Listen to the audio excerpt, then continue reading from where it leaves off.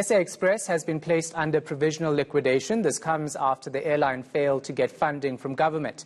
The airline was placed under business rescue earlier this year. Business rescue practitioners say there's simply no hope of saving it.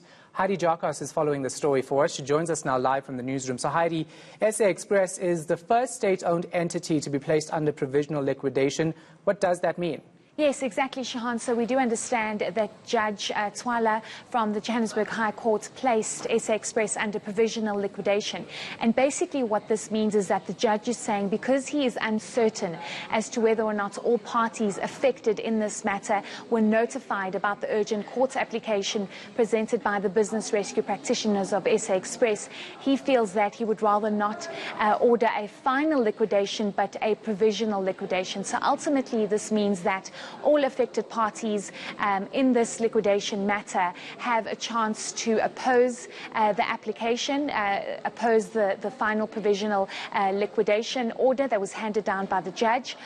So this means that the Department of Public Enterprises, who has not been forthcoming in terms of post-commencement funding for this business rescue process, has an opportunity to say whether or not they do have some kind of funding or not and oppose the provisional liquidation before the judge says that he will order a final liquidation by the 9th of June. So all affected parties, and of course one can only imagine what workers are going through. But let's listen to what the judge had to say, I must add, over Zoom this morning.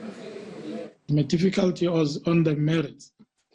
Yes, because if the parties are not given an opportunity by serving them, by notifying them that now this is a step which is being taken by the business rescue practitioners, then they are prejudiced in that sense. Remember, we need to observe the audi alteram partem, and the only way of doing that is to inform the other side that you are coming to court. And in this instance, I'm not sure if the other parties were informed. Now, the basis of the application was that there was no hope for the airline to continue without funding.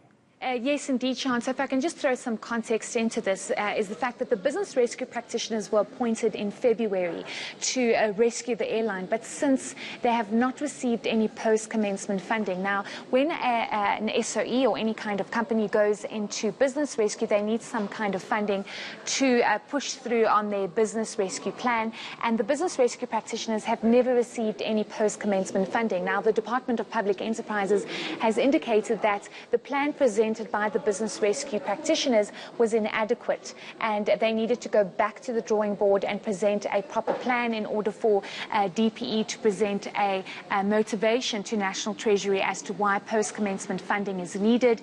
And this doesn't seem to have happened because the business rescue practitioners a couple of weeks later said there is no prospect for this airline to survive.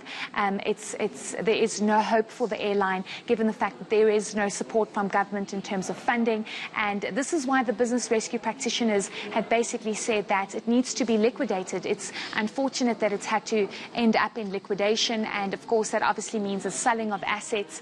And this is what the business rescue practitioners argued in court today. They said that there is no prospect and the judge needs to order on the fact that the airline needs to be liquidated. Let's listen to what the business rescue practitioners legal team had to say. You have this situation where a company is no longer functioning. The continuation of this company is detrimental to public interest because ongoing liabilities exist. Ongoing expectations are created on the part of the company, particularly apropos the employees and other potential creditors. There is absolutely no prospect, Judge, of a revival. And what we're saying, Judge, is as the two business practitioners point out, they are duty-bound to terminate the business rescue proceedings. All right, we're going to leave it right there. Our reporter Heidi Giokos following that story for us.